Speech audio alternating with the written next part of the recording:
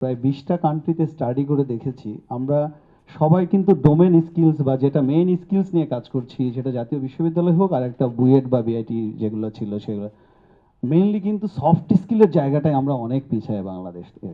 So 45% আমাদের স্টাডিতে আসছে যেটা সফট স্কিল বা এমপ্লয়াবিলিটি স্কিলস যেটাকে আমরা বলি, সেটা না হলে এমপ্লয়ারের সামনে যখন আমরা প্রথম ইন্টারভিউ বোর্ডে যাচ্ছি সেখান থেকেই আমরা বের হয়ে আসছি।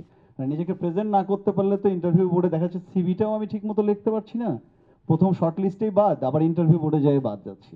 সো আমরা অদানি ফাউন্ডেশন এমপ্লয়াবিলিটি স্কিলস নিয়ে কাজ করি, যেটা টোটালি একটা ফিলান্থ্রপিক ড্রাইভ। আমরা বিভিন্ন ইউনিভার্সিটি ড্যাফোডিল গ্রুপ থেকে শুরু করে অনেকগুলো ইউনিভার্সিটিতে কাজ করছি। আমি একটা দুটো স্যার একটু এক্সাম্পল দিব। আমার বাড়ি বগুড়া গাবতলীতে, আমার সারিয়াকান্দিতে হয়তো আপনারা অনেকেই গেছেন।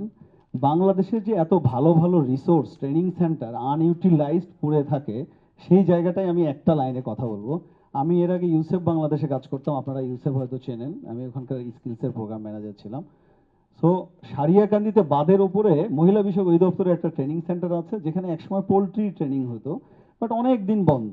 কারণ এটা একটা প্রপার প্ল্যানিং এর অভাব। রিসোর্সের কিন্তু মহিলা বিষয়ক অধিদপ্তরের পয়সারও অভাব নেই, বাট প্ল্যানিং এরও অভাব নাই, কিন্তু হয় কি সঠিক দৃষ্টি এবং সঠিক হাতে দেওয়া। তো আমার এলাকা যেহেতু ওই দিক, আমি ইউসেফ থেকে আমরা মহিলা বিষয়ক অধিদপ্তরে একটা প্রস্তাব দিয়েছিলাম এই সেন্টারটা আমাদেরকে দিয়ে দেন।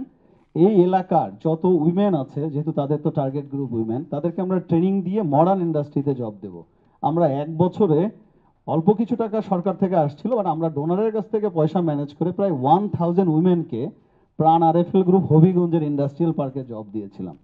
সো এই যে রিসোর্সের সঠিক ইউটিলাইজ করা, পরে অবশ্য ওটা আর খুব বেশি দিন কন্টিনিউ করে নাই। আমার কাছে জাস্ট মনে হয়, আমি 15 বছর স্কিলস নিয়ে কাজ করি, রিপন ভাই জানেন, স্কিলস ইকোসিস্টেম এস্টাবলিশ করতে গেলে আজকে 23টা মিনিস্ট্রি স্কিলস ট্রেনিং নিয়ে কাজ করে, সমন্বয় নাই। যখন যে প্রজেক্ট আসতেছে, এডিবিতে প্রজেক্ট আসতেছে, ওই প্রজেক্টের যে টার্গেট, জাস্ট প্রজেক্ট ইমপ্লিমেন্ট শেষ, তার আর কোনো কাজ নাই। সো প্রজেক্ট যখনই আসবে, কি দরকার, নিডটা জানা দরকার, কারিকুলাম ডেভেলপ দরকার। এআই এর যুগ এখন, এআই এবং মডার্ন টেকনোলজিকে যদি ইন্টিগ্রেট করা যায়, ডোনার, সেখান থেকে গভর্নমেন্ট, ট্রেনিং সেন্টার, সবাই সমস্ত স্টেক হোল্ডারকে যদি একসাথে কানেক্ট করা যায়, দেন ইকোসিস্টেম এস্টাবলিশড হবে এবং বাংলাদেশের চেহারা চেঞ্জ হবে। Thank you very much.